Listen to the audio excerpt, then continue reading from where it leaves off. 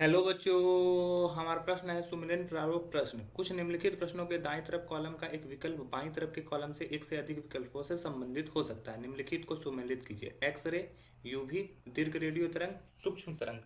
ये एक तरफ में दिया हुआ है और दूसरी तरफ में जो दिया हुआ है उसका क्या रेडिएशन होगा। ठीक है, उसमें हर्ट्ज में दिया हुआ है।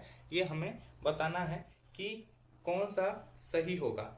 तो ये जो हमारा फिगर दिया हुआ है वो विद्युतीय चुंबकीय विकिरण का स्पेक्ट्रम और विद्युत चुंबकीय विकिरण का स्पेक्ट्रम है, जिसमें क्या होता है कि सभी का वैल्यू दिया हुआ रहता है। ठीक है, अब यहाँ पर अगर हम लोग बात करते हैं, अगर सबसे पहले हम लोग गामा रे की बात करते हैं तो गामा रे का जो वैल्यू होता है 10 पे पावर 20 से लेकर 10 पे पावर 24 हर्ट्ज तक होता है। ठीक है, लेकिन यहाँ पे क्या दिया हुआ है, गामा रे दिया हुआ नहीं है। उसके बाद गामा रे के बाद आता है एक्स रे। एक्स रे किरणें जो होती है उसका जो हर्ज होता है, उसका जो वैल्यू होता है वो होता है 10 पे पावर 18 हर्ज। ठीक है, उसके बाद गामा रे के बाद आता है हमारा अल्ट्रावायलेट रे। अल्ट्रावायलेट रे का जो वैल्यू होता है वो होता है 10 पे पावर 16 हर्ज। ठीक है, उसके बाद हमारा आता है IR। ठीक है, इंफ्रारेड, इंफ्रारेड किरणें। तो इंफ्रारेड किरणें का जो वैल्यू होता है वो होता है 10 पे पावर 12 से लेकर 10 पे पावर 14 तक। ठीक है, इसके अलावा सूक्ष्म तरंग का वैल्यू आता है, उस पे आता है 10 पे पावर 10 फ्रीक्वेंसी। फिर हमारा FM रेडियो सब वगैरह जो चलता है, ठीक है, FM या AM ये सब जो रेडियो तरंगे कहलाती है, वो रेडियो तरंगे का जो वैल्यू होता है वो 10 पे पावर 6 से 10 पे पावर 8 हर्ट्ज तक होता है।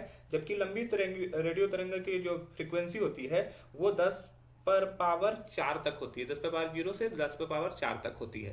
तो चलिए समझते हैं इस प्रश्न को।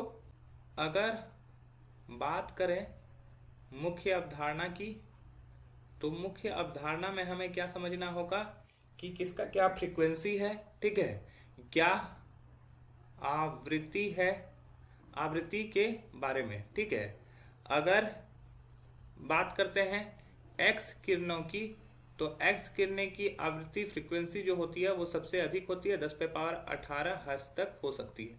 तो हमारा जो ए मैच करेगा वो डी से मैच करेगा। ठीक है, हमारा ए जो मैच करेगा वो किससे मैच कर रहा है, डी से।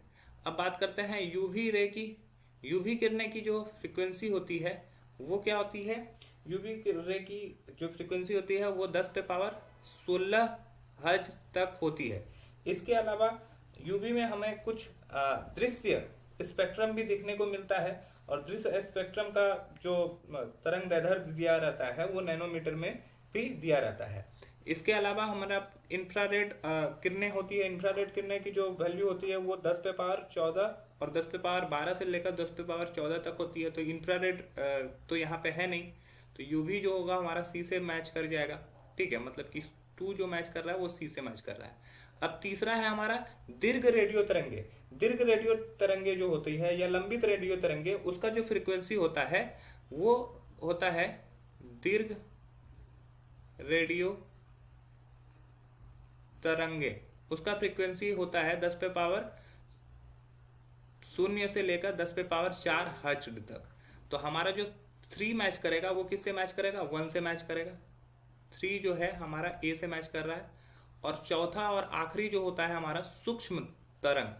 ठीक है, सूक्ष्म तरंग उसका जो फ्रीक्वेंसी होता है 10 टू द पावर 10 हर्ट्ज तक होता है।